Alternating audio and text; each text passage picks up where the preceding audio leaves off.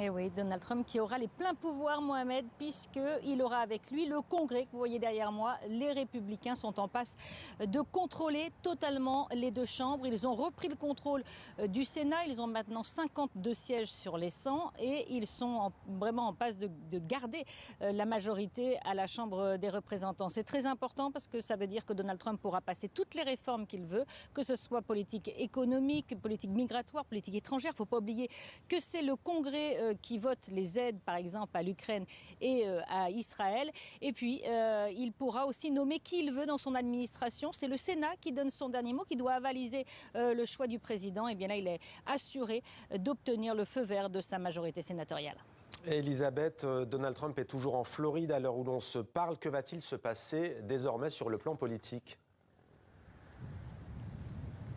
Alors Donald Trump, il faudra qu'il soit un peu patient, 2 mois et demi à attendre avant d'être investi officiellement et de pouvoir s'asseoir dans le fauteuil du bureau ovale. Mais dès aujourd'hui, son équipe de transition a pris contact normalement avec les équipes de Joe Biden et de Kamala Harris à la Maison-Blanche pour assurer le transfert des dossiers, de toutes les informations. Pendant ce temps-là, les États certifient au fur et à mesure qu'ils ont les résultats définitifs, certifient les résultats de ce scrutin présidentiel et de l'ensemble des élections.